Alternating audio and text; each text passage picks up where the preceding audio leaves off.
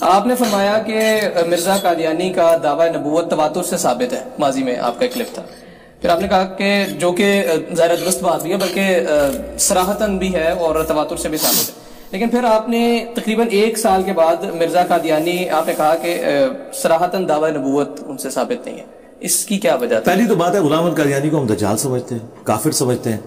ہم غلام احمد قادیانی دجال ہو یا کوئی سنیوں کا بزرگ ہو جو کشف کے نام کے اوپر اللہ کے ساتھ اپنا غیبی رشتہ مانے، ہم تو دونوں کو گمراہ سمجھتے ہیں جی.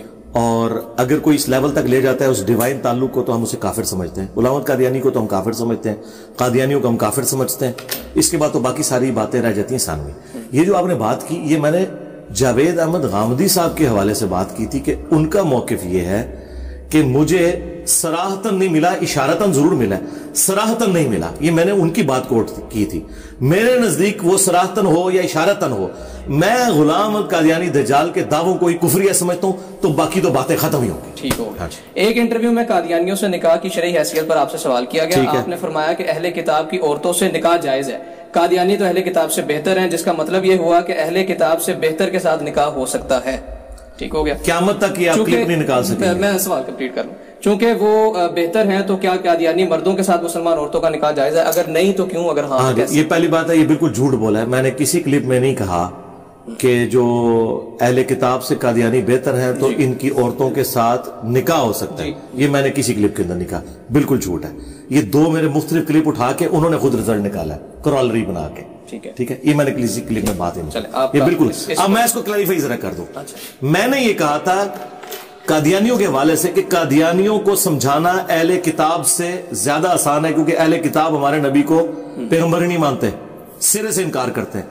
جبکہ جو قادیانی ہیں وہ نبی علیہ السلام کو پیغمبر مانتے ہیں. ان کے بعد انہوں نے ایک جھوٹی امتی نبوت والی نبوت کلیم کر دی.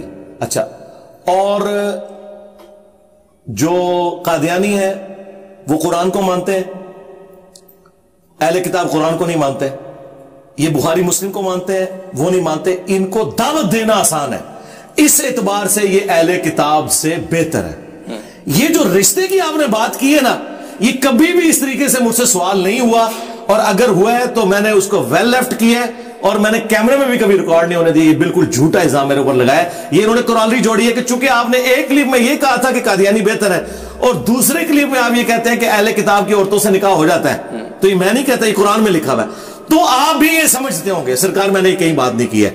یہ تو اسی طریقے سے ہے کہ پھر میں آگے چلتا ہوں کہ اعلیٰ حضرت نے احکام شریعت میں لکھا ہے، آپ کے وہ احمد بریلوی اور میرے اعلیٰ حضرت بریلوی، اعلیٰ حضرت بریلوی نے احکام شریعت میں لکھا ہے کہ جو دیوبندی ہیں، اہل حدیث ہیں، اور شیعہ اور قادیانی، ان سب کا ذبیحہ حرام ہے، البتہ یہود و نصارہ کا ذبیحہ حلال ہے.